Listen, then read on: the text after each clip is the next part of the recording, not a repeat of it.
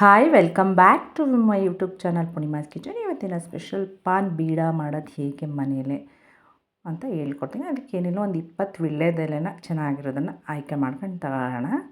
ಅದನ್ನು ಸಣ್ಣಕ್ಕೆ ಥರ ಕಟ್ ಮಾಡ್ಕೋಬೇಕು.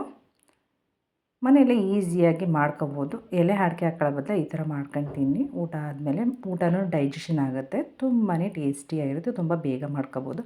ಯಾರೆಲ್ಲ ನನ್ನ ಚಾನಲ್ ಆಗಿ ನೋಡ್ತಾಯಿದ್ರೆ ಲೈಕ್ ಮಾಡಿ, ಸಬ್ಸ್ಕ್ರೈಬ್ ಮಾಡಿ, ಹಾಗೆ ಪಕ್ಕದ ಬೆಲ್ ಬಟನ್ ಮುಟ್ಟೋದಂತೂ ಮರಿಬೇಡಿ.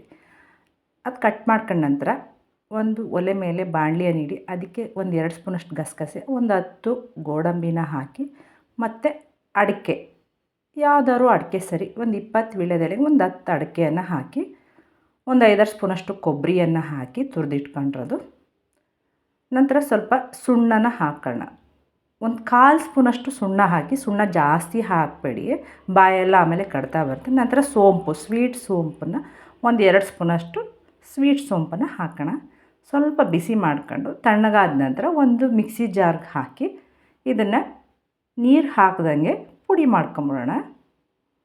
ಒಂದು ಮೀಡಿಯಮ್ ಇದರಲ್ಲಿ, ತುಂಬ ನುಣ್ಣಗೆ ಬೇಡ, ತುಂಬ ತರಿಯಾಗಬೇಡ. ನೋಡಿ, ಈ ಅದಕ್ಕೆ ಪುಡಿ ಮಾಡ್ಕೊಂಡ್ರಾಯ್ತು. ಮತ್ತು ಅದೇ ಮಿಕ್ಸಿ ಜಾರಿಗೆ ಎಲೆ ಕಟ್ ಮಾಡಿ, ವೀಳ್ಯದೆಲೆ ಕಟ್ ಮಾಡಿ ಇಟ್ಕೊಂಡ್ರಂಥ ಎಲೆನ ಇದು ತೊಳೆದು ಉರಿಸಿಟ್ಕೊಂಡಿರಬೇಕು.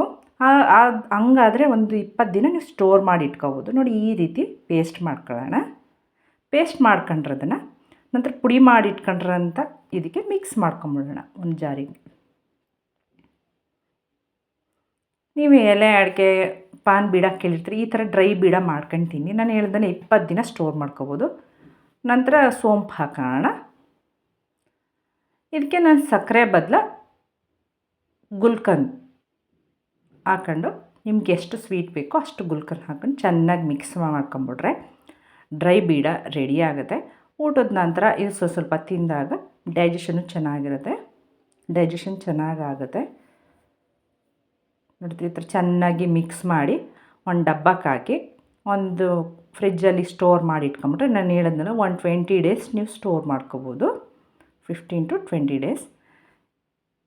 ಯಾರಿಗೆಲ್ಲ ಈ ಡ್ರೈ ಬೀಡ ವಿಡಿಯೋ ಇಷ್ಟ ಆಯಿತು, ಲೈಕ್ ಮಾಡಿ, ಶೇರ್ ಮಾಡಿ, ಕಮೆಂಟ್ ಮಾಡಿ, ಸಬ್ಸ್ಕ್ರೈಬ್ ಆಗೋದಂತೂ ಮರಿಬೇಡಿ. Okay, bye, thanks for watching.